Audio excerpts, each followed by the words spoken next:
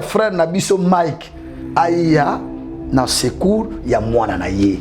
C'est son sang. Ce que Sœur Peniel dit ne veut pas dire qu'il y a un des réalité. Je ne vois pas pourquoi on condamne Sœur wana. Yo ta pena siri que Mike ba benga ki mwana opela 12 000 à tindi Sœur na sur internet. Na sur internet. Je ne vois pas. Amoni quelque part abandonner la responsabilité papa. Aye ko senga ba ba na aide na ye. Bah tu faut te réfléchir un peu. Tout ce qui Mike a tenu à 6 000. Moutou azana base ya mambo eza frère Mike. Je doute fort que Mike azangi ba moya ya kosunga bana na ye. Soki ba boya koma kuna. Frère Mike azana ba parents. Sœur Peniel azana ba parents. Soki ba mi balé ba étincelle sali. Courezo le gabiente. Mambo ba ne ba au traitement. Non, frère Mike cherche à limiter mambo.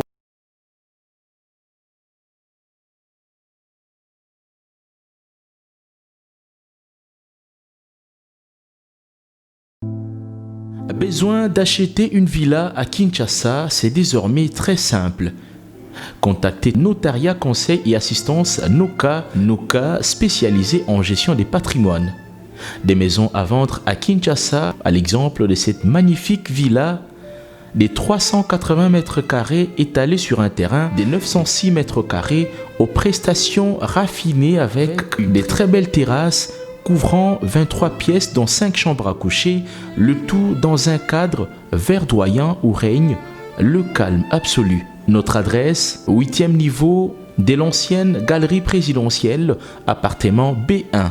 Téléphone, plus 243 91 042 68 18 ou nous écrire sur WhatsApp 0032 48 68 12 626.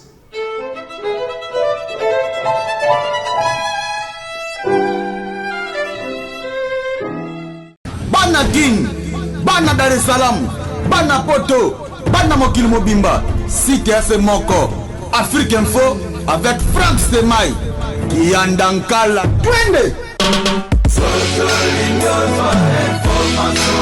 X-Bass,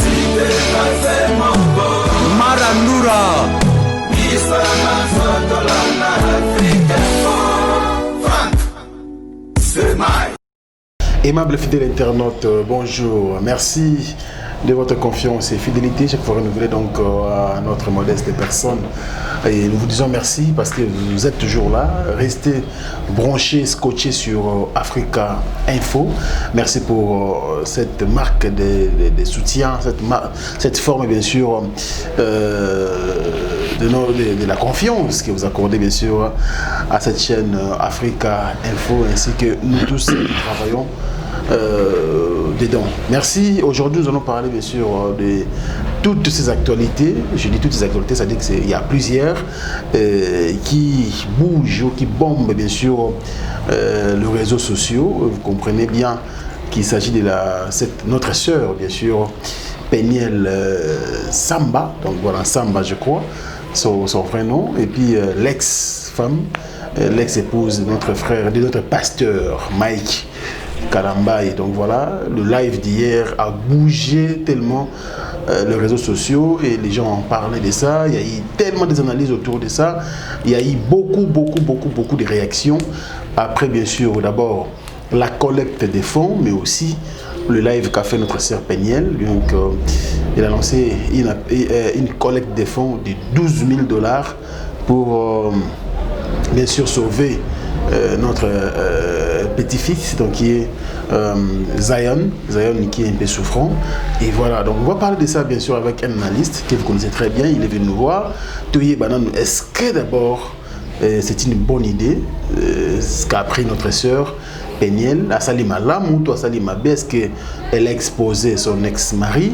Est-ce qu'elle a exposé le père de ses enfants, qui est un homme de Dieu, un artiste connu de notre pays, un serviteur de Dieu? Est-ce que Asali o Izama Lamou d'abord, To Izama B, qu'on sauver peut-être moi? On va parler de ça avec quelqu'un. Alobarabien, c'est la réflexion naïe, déjà. Il est habitué bien sûr de notre émission analyse, mais version chrétienne. Il s'appelle Patrick Difouana. Bonjour. Bonjour, Negonanga Mike Stemai. Oh, Mike. Franck Stemai, c'est déjà esprit. Non, bon, c'est notre frère. Oui. Donc, tant qu'on dans Mike, n'a pas un esprit à la Mike. Donc, il y a une massacrée communauté. Mon frère et ami Franck Stemai, merci de penser à nous, les moindres de tous. On a tous les cas, mais comment on analyser sur l'actualité, il y a l'heure, actualité, on doit parler. On doit parler. Vraiment. Alors, ça va d'abord la santé, ça va? Ouais, nous avons battu la biseau, tout va bien. Confinement, état d'urgence, élevé par le chef de l'État, mais tout ça, on a corona nandago. Bon, maman Solobi, c'est le chef de l'État qui te vivre nango, pandémie te vivre nango. Tu es barandé, tu se comporter malgré ba magou il peut les gars trop tout ya pandémie ngo bika biso ba congolais sur les Cambozali, les gens ba sala na ndenge na bango koto yo Faustin Fitika qui était le premier cas victime ya corona a dénoncé ministre de la santé.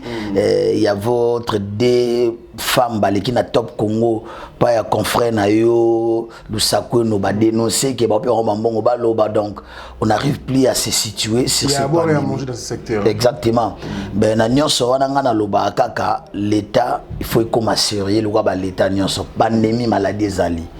Mais le ko la ba côté esprit à cop nde yango moni ba mso ba se dénoncer na suka mais na yebi ke mboka na biso avec na initiative ya chef de l'État, notre chef qui est le chef de l'État, président Félix Antoine Tshisekedi Tshilombo, na yebi ke na initiative na ya état des droits bandeko nyonso ba dénoncer makambo wana procureur à se saisir nango ba benga bango na tribunal ba se justifier mbongo aneza ya biso o ba sakani nango. Il faudra quand même que bato ba koma sérieux batamayele baza trop na mboka o, mais bato pesa bango chance te pona nini ba kota ya ba parti ba zu mutu mo pas na parti ba che aye wana na ba idée belé faut azo ba ta parti faut azo qui sera bon on a parti on laisse ça la pour na peuple non ça la pour na emo to moni na marambo mais maladie zali grâce à des biso nzamba batela biso et j'ai biso tena bandeko nyonso ba biki nango na ba opezwa ki bango memi bango to présenter ba condoléances. Donc état des droits vraiment est saisi parce que les messieurs Fitika là à participer à la mafia, il faut la interpeller. Basi no so bandima ko mbongo parce que ils ont nias Franck Stemai. Si bazwa ki mbongo ba promettre yi ba nga ya ko dénoncer. Donc basa ba complice na malheur ya peuple congolais. Procureur c'est beau landa biso chef de l'État. Batona ba beng sa na tribunal, basa la juger et ça la biso bien. En tout cas, merci encore une fois de plus. On est ensemble, maintenant ensemble, merci de ma réflexion. Alors, avant de commencer l'émission, avec notre invité d'aujourd'hui, Patrick Difona, nous avons un communiqué de presse. Bien sûr, je crois que ma confrère, ma console, je même communiqué de Rolangaï. Il y a Coco Dilasso, donc c'est l'artiste lui-même Fally Ipupa qui a lancé ce communiqué de presse. Et à Sengi, il journaliste de Bisso, notamment Ngaï, tout communiqué que c'est l'un des membres du groupe Oyo, groupe d'accompagnement qui entoure bien sûr les gens qui entourent Fally Ipupa. À passer que Mission Mogo, ils sont là qui vraiment tenaient pour Mogo déplacer. À l'égard, il y a des musiciens, surtout des leaders, il y a des orchestres. Alors, Fally Ipupa une initiative à suspendre un nouvel ordre. Donc, Coco Dilasso a travaillé sur le petit Mokolo Oyemoko a la décision de Moussala. Et voilà, donc vous allez communiquer des presses. On n'a pas de commentaires à faire là-dessus, mais vous allez Maloba. Tout m'a commis, il y a Yemoko, artiste Fally Ipupa, tout annoncé. Donc, je vais essayer presque de communiquer dans les prochaines émissions que notre frère, Coco Dilasso, a une émission Moko en Afrique Info et lui, le salibienté, donc, pourquoi Tenaki est dérangé. L'artiste Moussoussou et lui-même, leur patron a eu décision de suspendre jusqu'à nouvel ordre. Donc, vous allez communiquer des presses, on n'a pas de commentaires à faire. Patrick Difona. Oui. Nazongelio. Vous allez Lelo Moussala Nzambe. Amen. Dans ministère Amen. Et puis il y a apôtre LMK, Léopold Mutombo Kalombo. C'est ça? Bon, si ça aussi, si tout le monde a répondu déjà. Ah, ok, bon, Nazali, frère Patrick, pour ceux qui me connaissent, Nazali, moi, na apôtre Léopold Mutombo Kalombo, d'assemblée dans le ministère, amène comme frère, mais na serveur dans le ministère, amène Yangola. Ah, d'accord. Donc, ministère amène les Angola. Bisonde batuza ba serviteur kuna mais le ko la eza corps na biso ya ministère amen donc ko kutanga pe na ntsata ko sambela ko servir partout na osala mais place on a bimeli pena na Angola des places où je sers mais awape na mona nzambe na kina église musala osala on fait pour le Seigneur, il y a pas de problème. En tout cas eningisaka vraiment d'abord na bandana yo na collecte des fonds wa salariés. Est-ce que vous êtes d'abord pour? Parce qu'il a fallu sauver la santé à moi dans Zayen et à Monique, source Moussou à revenir à la quitter, il a fallu quand même à lancer collecte des fonds. Et Dieu merci, montant $12 000 et Kouka qui est remetté, je crois, à 48,62 € à Zog de Jambongo. Est-ce que d'abord c'est une bonne chose, démarche au Yassali? Bon, le col a solo dans la serre pénalité pour n'aïba vraiment besoin d'une motivation des alaginini mais toujours analyser ba fait, ok?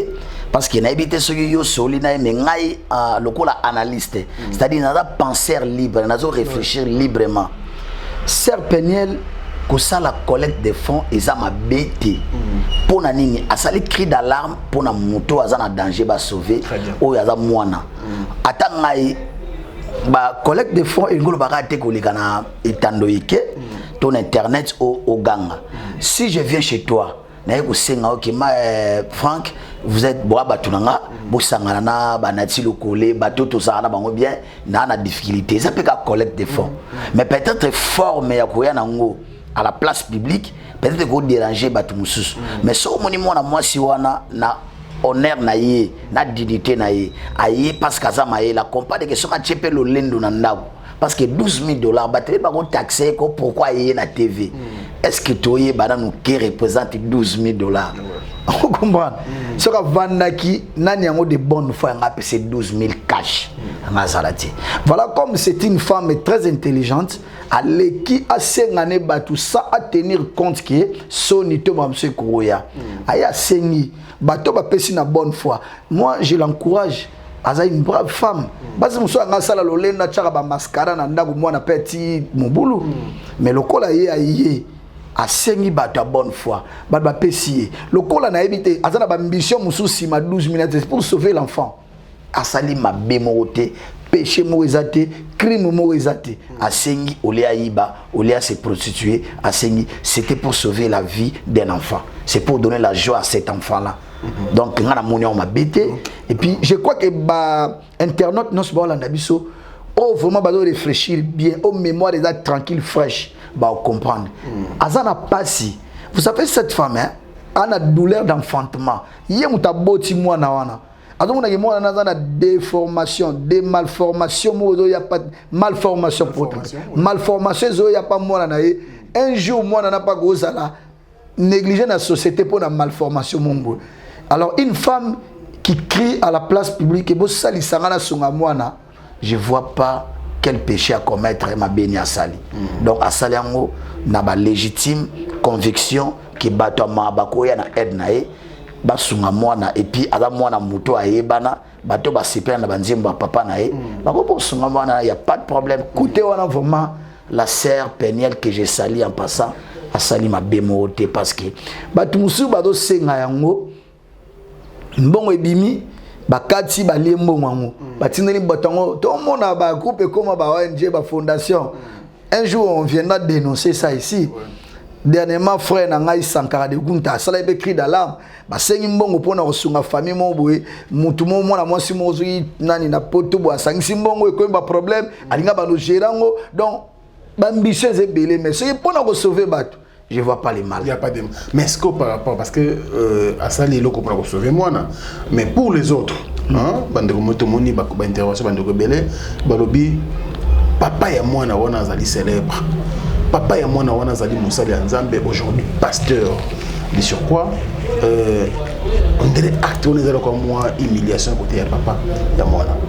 Pourquoi il y a Jean Dem? Bon, dans l'entrée de jeu, ça c'est un problème familial. Mais ce que non, parce que et ça dans amateur abattu non.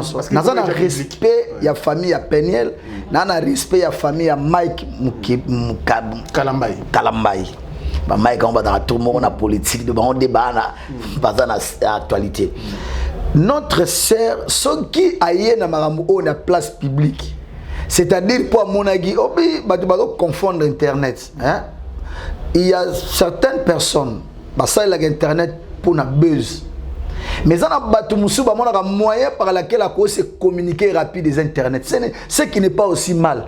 Ceux qui m'ont salé internet abusif maté. Je ne vois pas pourquoi on a des serveurs. Je ne sais pas si Mike va bien accueillir moi dans le 12 000 à Tindi sur internet. Je ne vois pas. Tu faut te réfléchir un peu. Tout ce qui Mike a 6 000. A $1,000 qui n'a pas 1000. Cette femme elle gagne ça là demande à il y a collecte de fonds. Mais il y a qui paye que papa n'a pas 6 000, n'a pas 11 000. Je crois que dans mon colline à poto, c'est pas botta ma colline, je sais pas. On m'a dit bateau, non, c'est pas botta, il va colline à poto. N'a jamais sa bateau, bah, Hollande, biso, oh, baké, ba poto, na qui mukolo. Bah, monsieur, bah, ça peut intégrer. On m'a dit moutou, ça va botta, miga, na poto. L'eau, li bosso, aux alanango. Ils ont intégrité. Parce que mon dirait là que ça moutou, maillot yate. Adam moutou, ceux qui arbanent la vérité, on a l'intègre, on a la sincère. Je crois à cette dame-là. Avant dans ma camuna bango ba potana na libala na bango. Mais ce qu'on l'a dit ba propos na ye. Azarana moi sans sincérité katinaye. Donc je vois mal mon on ma bepoyer na mamo na les publics. Attends. Ba internet to bolanda biso. Azuli $12 on a na les publics. A remercier les bateaux na les publics. Alors, ceux qui bateau aussi poser la question. Pourquoi il y a dans les publics? Il y a dans les publics parce que bateau comprendre les motifs, motivation na nini. Alors bateau maman na orphelin. Sa mère elle est vivante, ma sœur na so Peniel, son père il est vivant, Mike Kalambay. Mais ce qu'il y a dénoncer mangamba zomona. Amoni quelque part abandonner la responsabilité à papa. Aye go senga badbaye na aide na ye. Elle a droit à dénoncer. Péché zaté.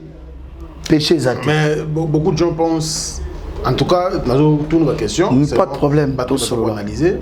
Beaucoup de gens pensent que motivation vous en avez moi souci moi de déstabiliser la carrière à Mike Kalambay Ali et la pastorale musicale parce que le lot a bandé a lancé moi je crois concept moi sika ko sambela en direct live moi ba sala nzambe mususu ba chantre évidemment. Alors, Penel peut sauter dessus pour qu'il y ait lancé moi et déstabiliser la campagne à Bandisika.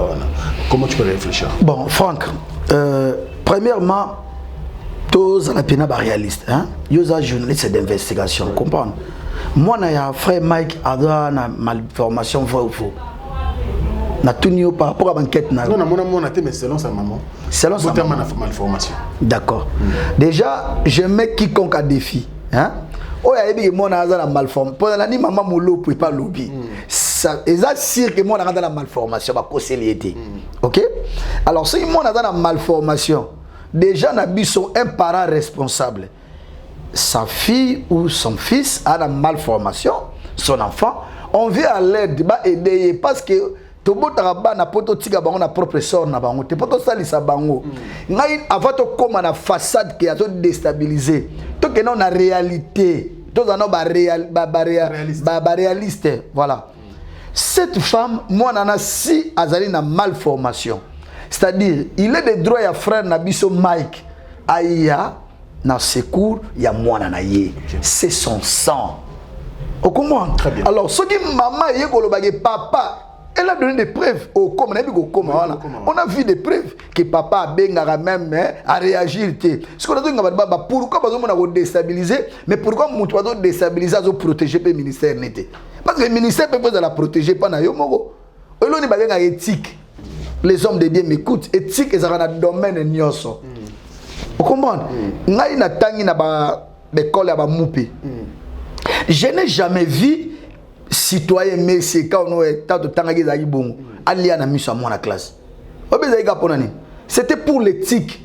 Moi muto azo pesa yo matière, muto azo te yo, azana autorité mo likolo na yo, ana pouvoir likolo na yo. Or tout ce qui est pouvoir, autorité, ezana lo ba bengi mystère. On comprend? Autorité, même yon entreprise na yo. ce qui travaille pour Bangayo, il faut avoir une certaine autorité. Il faut avoir pouvoir. C'est des choses. Et ça, un mystère, et ça, la force. Ce qui est mystère est comme révélé, dévoilé, ça, c'est une force. Notre frère, bien-aimé Mike Kalambay, il y a mon comme Moutalingi, Mamoye, comme Aboye. Bon, papa Nanga, frère Mike, il est jeune.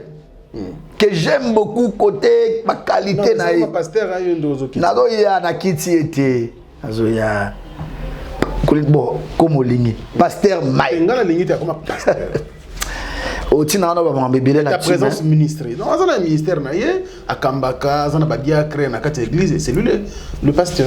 D'accord, bon. Merci tous les cas. Pasteur Mike. Oui. Si réellement Alingagi a protégé les cabos Nzamba Tchekat naïe, première des choses, Alingaka banosala par tous les moyens que Mamoui Bimaranale public. Parce que pension alimentaire et pexi pasteur et pexi musicien et ça na limite de quoi passer le côté de la pension alimentaire non. On a droit à papa Mike. Il n'y a pas envers banana, il faut rassurer que Bagadan éducation bien. Il faut la rassurer que Badolia bien. Il faut la rassurer que Banana Baza bien élevé. Parce que ça bénédiction. On dit Bible au Tanga, il faut bien le lire. Bible au Tanga. Bible les autres balances payé. Ceux qui papa aux responsables la banane noté. Dans 1 Timothée chapitre 5 verset 8. La Bible est claire. Celui qui prend pas soin de sa famille ou des siens, il est plus qu'un païen. C'est les Français, mon frère. Montant dans soin, il y a famille, il est plus qu'un païen. Internet, 1 Timothée 5, 8. Il est plus d'un païen ou bien. Mais quand la femme vient que frère Mike atinda $40, toko tagana makambango to bombarien, katinda nega $40, banana ego benga, atinda radio et la banane les enfants, mais au monde na tongo, il fait des buzz, des lives, il fait tout ce qu'il peut faire, mais ses propres enfants, baza subventionné, baza aidé, je doute fort que c'est un pasteur. Attention, c'est Penel qui a parlé parce que na deux pieds les camboyo.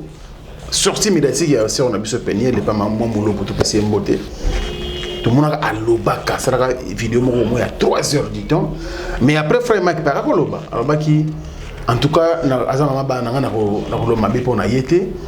mais on sentait qu'il avait aussi beaucoup de choses à dire sur Peniel. Donc, ce que Sœur Peniel dit ne veut pas dire qu'il y a un des réalité. Mais on peut analyser. Bien sûr. Ok. Oui. Je pèse mes mots. Na solo na Sœur Peniel ti. Na solo li bena papa Mike ti. Mais tozo analyser ba fait parce que pour moi c'est mon la muga un bon matin, mo comme sous c'est na mona na net ala muga do kumba kara zo kanti mba fali. Est-ce que mona ngana ya na lobi? O mona ba analyser ba binini. Mais awa e komi famille vie ya bana. Et puis ba tu ba contribuer. Moi j'ai des amis, monsieur Batina be maman babenga mon frère na pek moi quelque chose pour na likamwango. Tu vois? Alors, la sœur ce qui a gagné a ibimisi mungongo Asuki. Pour Asuki. To lingaka to moi c'est to côté na c'est pour moi ça pasteur té. Si les hommes de Dieu oyo wana ba do sala biso mabe. Ils ont monana. Ils ont affaiblir cannabis. Je profite, n'a pas sa papa Mike conseil, mais je profite à dire aux hommes de Dieu, bah jeunes serviteurs, il faut pas aller trop vite, ils courent trop vite. Voilà pourquoi Bérère est au Salama. N'a pas tout na question, n'a tout n'était pas, n'a pas loba, ne je me pose des questions moi-même. Sœur Peniel, au kanti pena qu'elle s'est réveillée un bon matin, à y na plateau, à bani koloba, ah lobiana qui nous surtout que c'est la gamme Mike. Elle est envoûtée. Tu vas bien si les bon. Parce que si on a tout analysé. Et puis frère Mike a dit que maman tout ba le bapon na yesa na le kuta mais le gars serviteur de 10 millions non. Qu'il nous ramène des preuves. Tant basé au potana tout monde a frère na Cédric hein? Oui, je crois. Cédric à l'écart. Alors ba ko makambo ezako le kamano za mukili. Frère wana, on sous-entend que c'est Mike qui a envoyé son frère. Vous savez, tant mon frère Mobo Aleki na télévision, na ba émission boy, ba tu ne vidéo wana mutakalo na obine zabi ndana filmer nga Sœur Peniel. Bon excusez nga ba télé ba internaute. c'est pire que Maramounio Toga na Moukilnev so Blarapa. C'était la femme de son grand frère. A bien t'en est filmé. Vous comprenez? Donc, et sa famille moko balingara bongo. Mais oh Maramougou ya bongo ya pamba et ça na tense même na dignité ya bana ya papa Mike. Na sœur Peniel, Cédric est venu parler. Tout de la Cédric a relation qui bloque dans le kuta. Ba bloque est là qui a tense que na dignité ya bana ya Mike. Le frère Cédric est venu, avec ces messieurs qui m'ont filmé nga ezali moi si ya frère na Mike et par le biais je demande pardon à Mike. Attends, papa, on est bantou, on est africain. Hein? Pour frère on a le courage à le makamboana. Mike en connaissance à yebaki. Qui ne connaît pas le bon badaki pour faire terre Peniel. Tout ça ba analyste, toi analyse à mamna bouzo baté. Toi ba analyste. Et quand la sœur voit que c'est la vie de son enfant, sœur on a la jeune, papa n'a pas passé, famille n'a pas connu les États-Unis na Dallas. Quand il vient parler, c'est gars na makamfa loba. Ou carrément si le frère Mike a moni que sœur azo koselaé, qui nous disent que ça le kuta. Mais c'est à lobby clair, à l'accident, preuve. On a vu le numéro de frère Mike l'appeler. Vrai ou faux? On a vu les numéros. Yo, vous journaliste d'investigation. Au Monaki numéro, il y a Sœur Wana, il y a numéro, il y a frère Mike Nenge Bengara. Il nous a dit ça. Et on a dit que si c'est faux, c'est que le Kouta, que les frères viennent nous disent, où a-t-il ta porte-parole, à démentir, mais n'a pas ça la honte. Sœur Wana za le Kouta. Alors, elle parle avec son âme. Alors, Patrick Difouana, dans le stade de Marambo est commis. Vous montrer ces enfants qui sont exposés dans l'Union Soyo. Parce que ce qu'on a vu, comment, bon, Bino Bozala qui a envie, qu'est-ce que vous avez fait pour nous? D'ailleurs, pour notre soin, il fallait que maman qui ne commande, bon, donc, utiliser le terme fort. Quelque part, vous montrer que les enfants, lobby, là, ils vont s'apprendre à leurs parents. Parce que ce qu'on a un peu moins compliqué. Il y a un abino qui Moutou Azana base ya Marambo et frère Mike. Je regarde la caméra pour naïe sa papa Mike. Aza jeune. Je doute fort que Mike azangi ba moya ou ya rosunga banana. Ceux qui ba boya koma kuna bazana ba parrain en mariage na bango. Mais ça na ba témoin bazana libala na bango. Hein? Si vous donnez ngada tu na papa Mike yemora hotel ya biso na nini. Si sa famille n'est pas stable, il y a un mot dans le mais comment il divorce, c'est prononcé. Il faut un homme de Dieu. Dans l'homme de Dieu, il y a ce qu'on appelle la sagesse infinie de Dieu. Dieu, la première chose qu'il donne à son serviteur, c'est la sagesse. Sagesse, c'est un bâti arabiso. Prédication, mais c'est la sagesse de Dieu. Comment quelqu'un qui est incapable d'encadrer ses enfants, mais il veut se dire qu'il a passé à côté à Bissot. Moi, non, pour donc, en tout cas, j'aime les hommes de Dieu.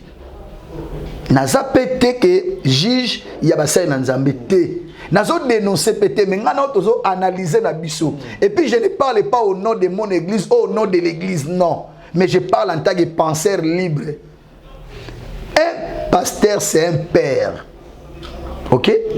Bible, famille, dans exemplaire. Makambo, piste de solution, c'est le frère Mike. Nous avons fait terre, moi, je suis ok? Ceux qui m'ont cherché $12,000. Frère Mike a côté à la première dame, à côté à la chef de l'État. Tu es bitonné africain, tu es côté à la chef de l'État, tu es dit que là.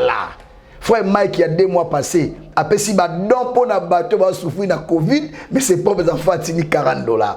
Cher ami, frère Mike a eu Samsoni.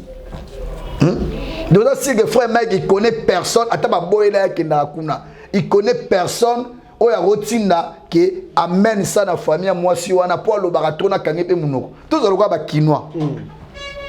Sera ligné qu'on mettre fin na hémorragie oyo, les frères Mike il doit trouver un terrain d'entente na belle famille na yé. Wana ezali meilleure des solutions. On ne vit pas en guerre na belle famille là où il y a des enfants. On ne vit pas na karaté même les amis de Mike, ils pouvaient jouer et médiation pour trouver la paix. Bien sûr que oui. Pourquoi parce que la base et loko ba yemba sur le lemo senine. O leba l'exarata na yemba le lemo, ba luka tamba benga ser belle ser na bango. bakanga hémorragie oyo. Voilà pourquoi on dit que bah la biso va mentir na place publique. On les va mentir. Un homme de Dieu c'est un père, un pasteur c'est un père. Faut être exemplaire. Première des choses. Moni bato bango balobako, l'église wana kala bazali na molimo te. Eso mona passer la missionnaire au sala marambo. So mona passer mo ya missioni. Au sala ba frère Mike basala. To jeune mo ya missioni. Kune lo kaliboso ba dans encadrement. Faut dans la briser. Bango balinga mamo ele capable en actualité. C'est que je dénonce. Ton na mbelo ba passer ton a besoin ba la biso. Ba beza pa en pamba hote. Frère Mike Ayebe qui soit sali marambo ba na ta mo sena ba no réclamer ba no sera base ba no suivre non o mo sena nzambe. Est-ce que betini moi maman ya ba na sala bongo ou bien maman ya ba na sala peut-être après ba je ne sais pas motivation ça nini mais est-ce que frère Mike peut-être ta musu ba na contact direct a rolinga sala c'est plein la sala bongo pourquoi nous sommes au 21e siècle. Contact ya mutu même mazana planète so nini so ka téléphone ils ont contact na ye ngana bina yo pona ba famille oyo ba pesa na ba dot il y avait rencontre de famille vrai ou faux ou ba bala na ba mi balega maïka ses parents et la sœur ses parents ceux qui ba mi balé ba na mésentente qui laisse ça na niveau ya famille. Pourquoi on dit que la famille est sacrée? Parce qu'il y a certaines choses qui ça se traite que dans la famille. Et si la femme a commencé à soukate et puis ba louba ba mi balé ba bato bazana na lolendo na respect. Hein? Je salue tous les louba. Au comment? En passant, on a passé mon mentor, mon père, Djoussam Loussamba. Tonton Paps, louba, balingara respect. Frère Mike, azana ba parents. Sœur Peniel, azana ba parents. Ceux qui ont mis balé, ba étincelle et sali. Courez-le le gabiente. Mambo ba ne ba au traitement. Ngana lobino, tu as parlé de motivation, que sert à cause à la motiver. Motivation, c'est l'enfant qui souffre. Motivation c'est l'enfant. Ou faut aimer quand que mon enfant n'a pas la maldeformation. Aya ko bakaza na ngote wana na kozonga ana kitio na ko s'appelle ser nanga que azosala mabe. Nyo to linga. To bika biso to sala ba analyse oyo ce qui se dit. To sala ba analyse na wana. Voilà pourquoi todo kende ko foncer bango te. Todo sala ba analyse mais si c'est vrai que la sœur est motivée par la santé de son enfant. En tout cas, moutako condamné ngati. Naebi douleur d'enfantement. Pour nga pena mon boti. Naebi douleur d'enfantement. Sert mon avenir à moi dans les lobbies. Tapso babando seke na classe. Tapso bando salebo. Mais il est tantôt la solution. Un père qui donne de la nourriture na bana ba voisin bana wa ba bango kara, c'est pas un papa responsable. Or Dieu nous amène biso, c'est un père responsable atika biso ba orphelin. Alors je ne vous laisserai pas orphelin parce qu'il est responsable. Notre Dieu. Et puis biso faut un exemple. Le frère Mike a tout le temps aussi sa promme ou on a besoin de baramabe na pour bâtir eka balandarae sur le net. Non, ou côté sans on a besoin de dignité, on sert pas nzambe na émotion. On sert pas Dieu dans les émotions. Ba frère ba servir nzambe na émotion. Ba finge na pourquoi na tongo na pourquoi ya leki asali live. On ne sert pas Dieu comme ça.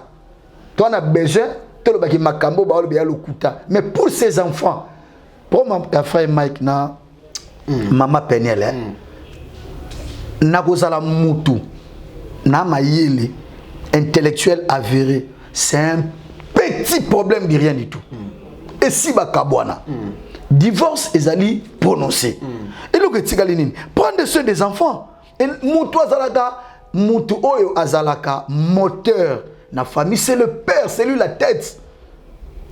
Est-ce que frère Mike, Azana souci na nou yabana na yeba zala ndengeni lobby? Il doit veiller sur ses enfants, sur l'éducation de ses enfants. Alors ça là on est même à distance. Sur moni na boido simbate, il n'est pas interdit à un pasteur de porter plainte dans moto boyo kanate. Voilà pourquoi la justice est ngolo bakaka bachaka de balance pourquoi? Bakabola batute. Sur moni ke boyo kanate na boy qui part aux États-Unis à porter mon son à plainte. Qui est à la maison, ou à porter plainte. Je vais prendre soin de mes enfants, mais ma femme m'interdit. L'État au ça va au tala. Et puis dans la matière de divorce, l'État tala. Alors tala que non, na baomi balé nani aza posa kobo la bana. Bana bazaya babimba bazaya mutumorote. Bana bazara ya sœur pénalité. Je n'ai jamais vu frère Mike parler de ses enfants. Je n'ai jamais vu. Koyemba, ce n'est pas parler. Moi, je dis, maman, j'ai un souci. Je parle des douleurs d'enfantement. Hein? Je salue en passant Bassino Sobabo là-bas à Bangomoko. Que les papas ont abandonné les enfants. Ok? basi wana bada basi ya négligé te bana force bana makasi soki ezangi savant on peut comprendre que mobali yango to kesala ba chantage aza pe na ngote mais frère Mike ayebi comment mobiliser 12 000 euros aza chantre nous liste de ce soir pasteur terre évangile pour nous réunir 12 000 $, c'était rien, la moindre des choses. Mais frère Mike, il est trop négligent dans le problème. Au alingage zala et persister. So alingé si la ibi nenga aussi ça. Problème nini? Il y a pour moi c'est les gars lo baramam na ye. Il y a alingé zala boye mon frère. C'est voulu par frère Mike. Mais c'est voulu comment? Parce que 12 000 coquilles. Bon, tu veux sauver l'enfant. Voilà. Au coquille c'est montant aux Zoluga 12 000 $. Aux yeux yango. Pourquoi pas s'arrêter là? Et aller sur constat la live pour dénoncer vraiment écoutez d'abord dépôt payer ça 40 $ et pas Shadai pour la crèche naïti ça fait longtemps à Kata petite narration de l'autre côté il prend pas soin des enfants même exposer le numéro de téléphone du frère Mike est-ce que c'est toujours le frère Mike qui est fautif dans tout ça? Son frère Mike a besoin de préserver le ministère, de préserver l'unité personnelle.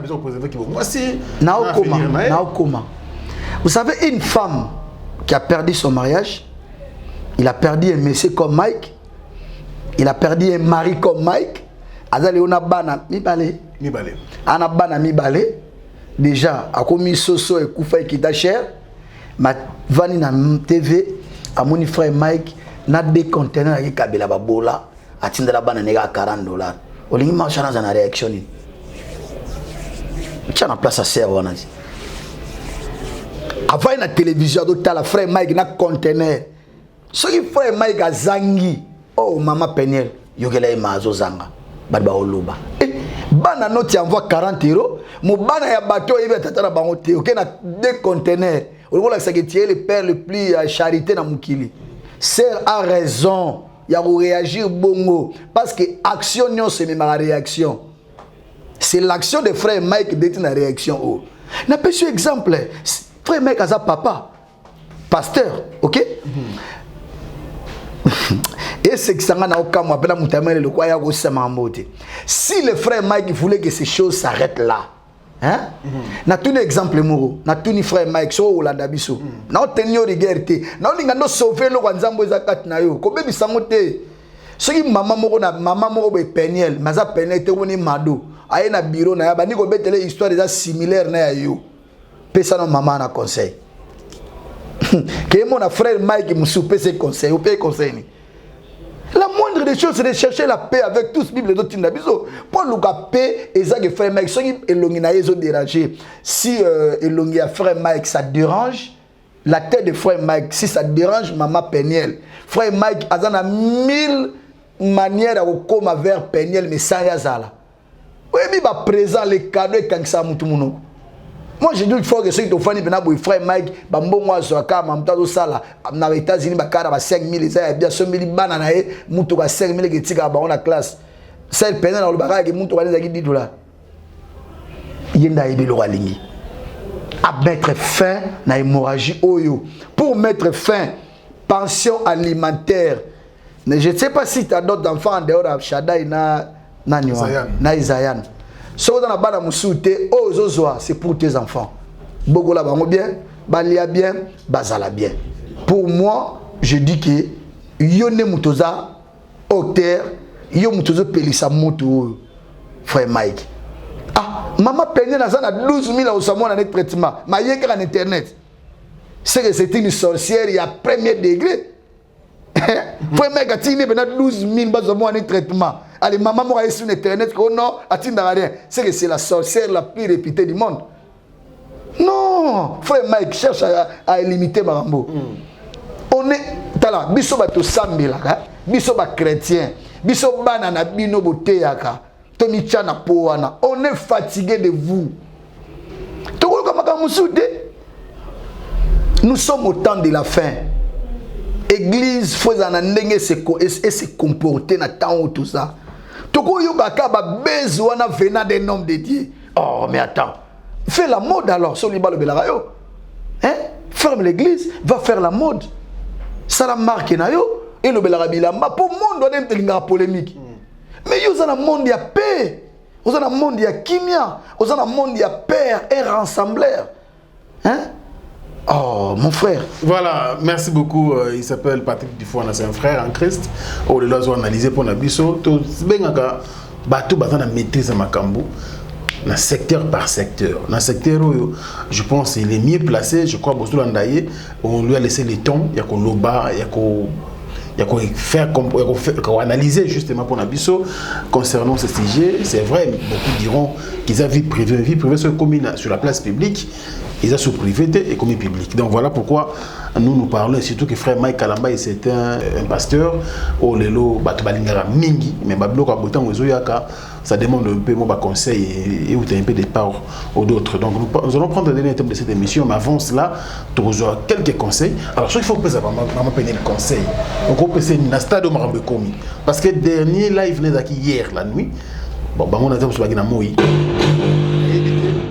Na ebité ko koloba net nini pour maman Peniel. Na mambo ndenge ko imbo surtout pour l'intérêt de ses enfants. Bon, na ebisio maman Peniel c'est une femme. Donc on a conseil peu c'était donc ala dans les bons. Na so ebisa yo, j'aime ngana analyste. C'est-à-dire mon maman abo yo koloba mbo. O solo li bena basi, o bena baza basi baza ba yele baza ba problème. Comment? Oui. Maman Peniel azara na problème, mon ami na yo c'est une perdante.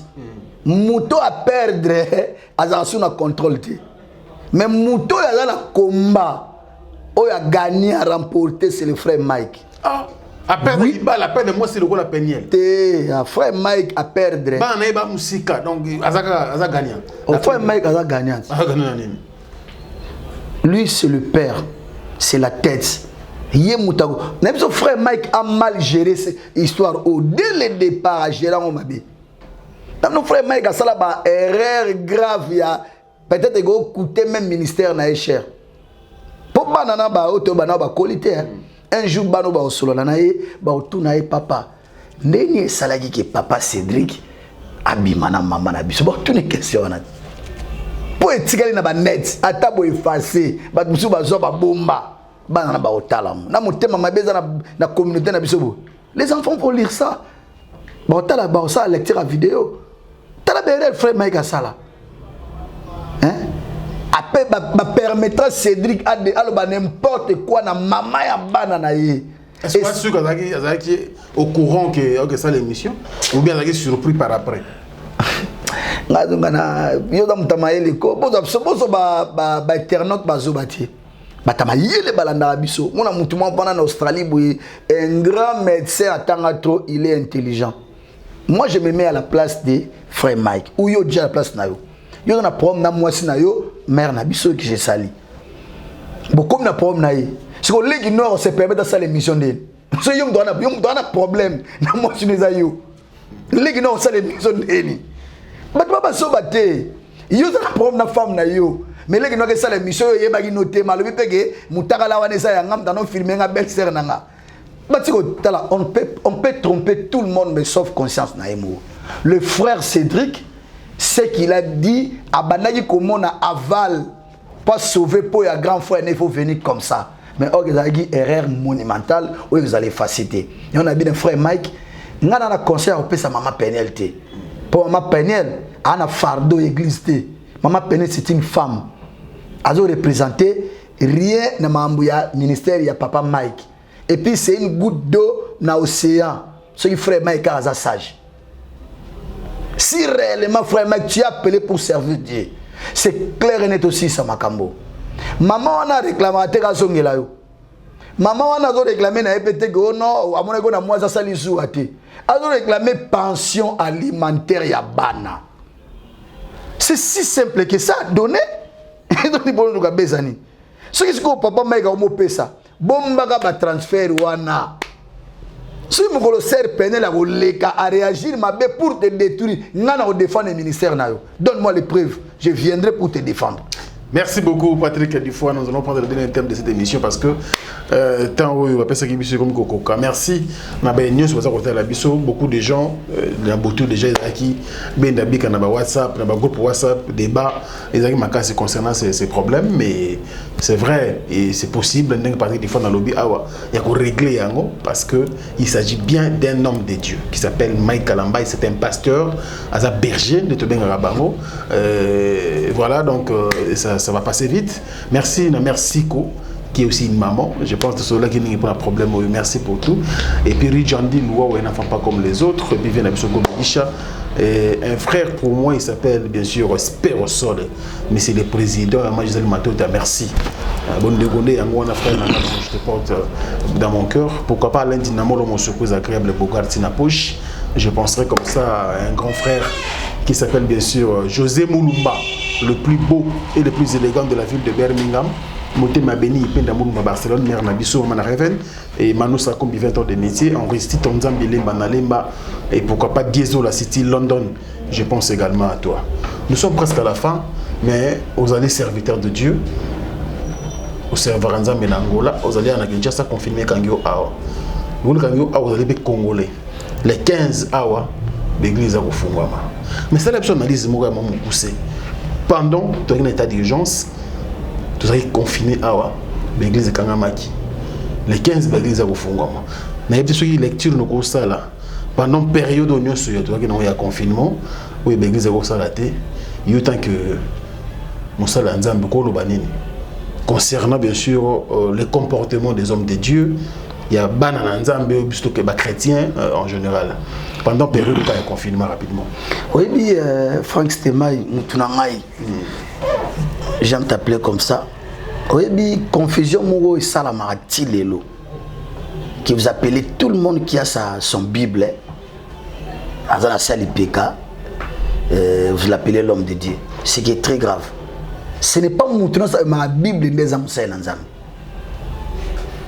Na domaine nyonso na lobaki na yo ezana éthique ezalaga éthique ezala la code de la route ya musalo ozo sala même dans le domaine ecclésiastique même dans le domaine sacerdotal mais le mal ezana église na biso ya Congo en particulier ezali kaka moko batu nyonso bazana Bible bino benga bango il faut ba utata pasteur pour passer les fonctions. Mais homme de Dieu n'était. Et passer les fonctions. Comment? Mais homme de Dieu, c'est une étoile. Donc, à quoi que ça raconte, na maramone ce monde à ramonate.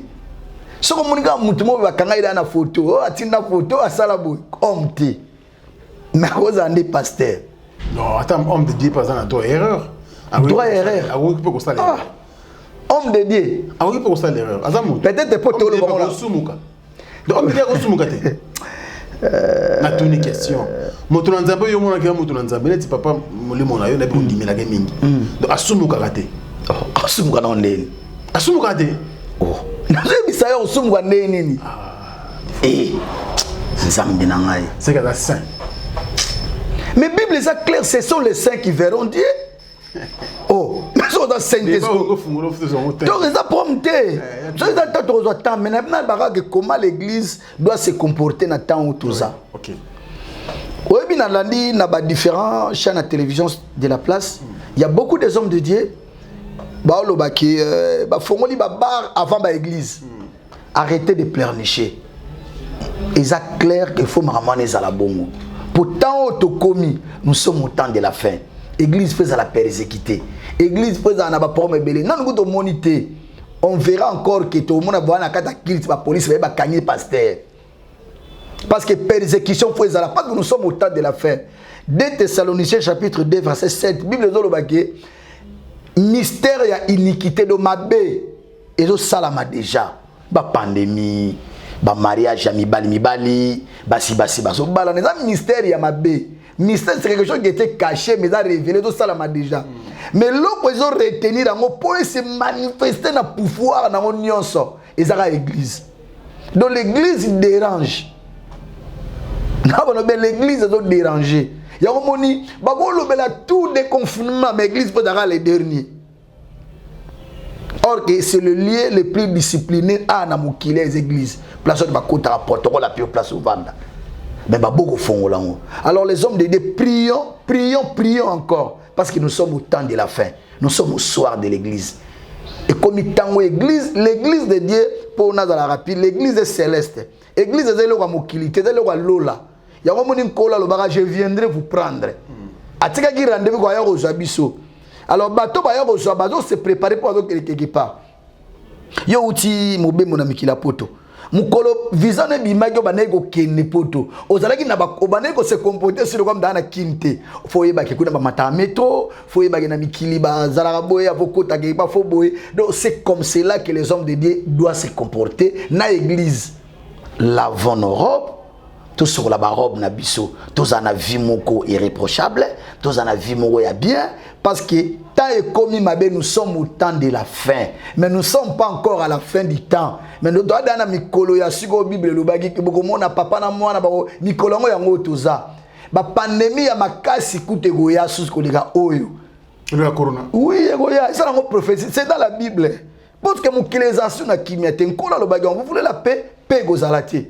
Mais les paix il y a des zoya et paix ya peu boma peut trancher peut kata et peine des zoya ba maladie koya ba pandémie ba virus koya mais quelle promesse a bien pour na biso ko église c'est ça qui to ko mona makambo non c'était nous serons enlevés to ko kene mais pour être enlevé faut dans la spiritualité mo le plus élevé voilà concernant ko bandeko na ngai prions après les 15 parce qu'après les 15 on a encore le bac qui va église ko funga oui pas se comporter ndeni je salue d'abord décision du chef de l'État Nzamba Pambola parce que c'est notre frère na Canabiso Nzamba Pambola l'église ne le bien nous ne voulons pas mamalukuta et pas ya ba pasteur pour tout le monde ba campagne to limiter au masque béni au détergent du ciel détergent à l'eau les alaraté masque béni pesate prêcher les gens ba bon la mitema batu bakena likolo et tout ça na suna tanya go yena l'église te go presser citron do bandi ba comme le roi que non ba ta suna tante te tanto comme non mikolo église citron ngolo ezate virus ça na bato ba destiné au kota bangote ezali ba moni ba confondre l'église église ezana ba don o nzamba tiki l'église ba don wana ezalo rola ozada na kisi na ndaku. Moi je regarde que nous sommes au banga pourquoi ba big eza décision l'État mais net ngana koza na muta ya coronavirus ils ont ngati parce que na kati ya mwana na nzambe azana ayambi nzambe azui baptême don du Saint-Esprit hein aussi baptême du Saint-Esprit après ba donnion so nzamba tia eza pona biso ba bi diversité de dons obeli to prier pour nos malades au longwa don de la guérison, don de parler en langue. Et ça va m'acabo et ça l'église. Mais pourquoi ça nécessite et c'est ça sur l'église? Parce que bateau bateau sale là on c'est comme quand on a Mercedes au même voiture na yo na garage la Mazda. Comment? Bateau pena baza na église. On dirait bango nete mbana liboso ya l'église. Pour eux baza liboso ya l'église, tout ce monde na ndenge na tao bazo se comporter là ba peuple na bango. Mais c'est aussi mon tour à maçon pour venir à l'installation d'électricité. Alors ça là bas dérapage. Donc c'est clair, mais prions pour nos serviteurs de Dieu, prions pour nos pasteurs. Nous sommes au temps de la fin et vous les pasteurs, vraiment vous appelez pour nous recevoir l'anzambe. Vous se compromettre vous tikala na siali loba, vous te abandimi, vous encadrer l'église et l'enlèvement est certain. Tourner tout la main. Et surtout, si nous sommes déjà. Pandémie ou ya coronavirus et outi nango kanda nzambete. Il faut pas suivre ma mauvaise langue. Non, kanda nzamba do beta ba passer beta mokili. Non, coronavirus est voulu par un groupe de gens. Total d'information. Tout ça bateau non, tu rengeto sala bo, to sala bébé mba mo boy. Tu es na place outi. Et ça va bloquer zoya. On prépare quelque chose pour me mabiso na vaccin. Boya na biso malembe. On nous a préparé à gentiment rester chez vous. Tout vanipé. Et c'est pas l'action comme nous pouvons entendre. Bah diga rester chez vous. Tout vani. Bah tester déjà comportement ni population zanamu. Bah bien bateau ba oyoka. C'est toi les bango logo musu ba oyoka. Alors l'église peut nous préparer ma stratégie. Parce que le monde est même biso na vaccin. To yebi vaccin wana musana ngoya osali exala nini. Donc faut ça la est prêt. Tout ce que la robe na biso tout ça batu, moi ba faiblesse ezalaka, mais l'avant nos robes tout ça la prêt pour à n'importe quel moment l'église est enlevée. Merci beaucoup Patrick, des fois nous sommes à la fin. Ça n'a pas résumé au tout lobby et puis un dernier message à votre télévision. Résumé ezaboye. Bon tenir biso pena regarder. Au départ les frères a dit que tout ça va analyser, tout ça va donner des leçons. Parce que chez nous surtout la communauté na congolais ba mutona ya communauté. Analyse na ngai goza la pena hauteur, musupe goza na seyo za na malamu bakisi. Pour ça analyse le mot bateko to lo bande yango za bongo. Mais nous analysons les faits. Na ba analyse notre sali na obsaka bande kunanga obazaka ba proche à frère Mike. C'est lui qui a la clé. Il y a aucun appel à fond la mambe comme makasi. Nga na zolo ba bien. Pour na résumer, ba famille mi balé ya mama pena frère Mike, mukolo ba bala naka bokuta naka. Ezata na cousin mo Mike ta yebi cousin mo ya Peniel. Ke ba ko ba ke Mike nga na yebi pianga na ke komisa. Et puis je doute fort que ceux qui ba pesi Peniel mbongo ou pas frère Mike a obo yango. Non, a obo la bana Mike ba olia mbonga papa na bango. Donc frère Mike, fais de ton mieux au cas d'hémorragie. Quand on finit ça comment nous embêter par peut-être tu es mal entouré. Moi je te donne un conseil de frère. Si ça m'a mon maman Peniel, divorce est à prononcer, prends soin de tes enfants et Dieu te bénira et toi et ton ministère. On a goleba pona mboga na biso. Nous devons beaucoup prier, to positiver pe pona Congo. To lebela Congo mabe trop. Et ça va monter mon quartier ba tout ba la gega mabe, c'est comme notre Congo. To pe ça on peut ba vie positive et ils alla bien nzambe akwa accompagner au kende bien. Pona église nzambe le 16, to zalaka bien, to yembela nzambe, to binela nzambe mais to bosana teki. Donc to tikali na dernier virage pour courir aux églises. Ce ba do ben ça ko mutu na poto. À se préparer.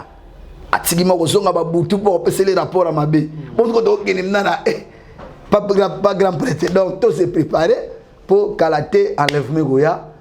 Donc voilà résumé en wana j'ai dit dans mon salle logo. Ouais, nous sommes à la fin. Merci. Message à Souka pe ngwa. Ya ngwana ka message à Souka, boza la bien je salue tout le monde. Babina on a opé ma banga trop ba quand tu opé ma banga ba otinde la ngala. Je salue tout le monde Gauthier Bemba alandaka trop. Celui d'ailleurs ne autant au tchaka émission ça va gina landaki yo. Donc Gauthier Bemba big up à toi. Salutations à toute ma famille partout Bozali, Bozana Kimia, Georges Mbaki, Louison, Cédric, Balé Kinanga, Banananga Nyoso, Bael Belé. Donc merci à toi mon frère Franck Stemaï. Merci beaucoup. Africa Info. Merci Patrick Difona, nous sommes très très contents. Merci également à vous, très chers fidèles internautes, de nous avoir suivis. Nous sommes très heureux parce que sans Bino, tout ça est l'autre côté. Merci à toute la grande équipe technique, Maël Sadik, Mavana Renedi, Chaton Kolo, Ozengalina. Merci pour le travail. Je vous retrouve très prochainement dans un autre numéro. Au revoir. Besoin d'acheter une villa à Kinshasa, c'est désormais très simple. Contactez Notaria Conseil et Assistance Noka, spécialisé en gestion des patrimoines. Des maisons à vendre à Kinshasa, à l'exemple de cette magnifique villa des 380 mètres carrés étalée sur un terrain de 906 mètres carrés aux prestations raffinées avec des très belles terrasses couvrant 23 pièces dont 5 chambres à coucher, le tout dans un cadre verdoyant où règne le calme absolu. Notre adresse, 8e niveau de l'ancienne galerie présidentielle, appartement B1. Téléphone, plus 243 91 042 68 18 ou nous écrire sur WhatsApp 0032 48 68 12 626.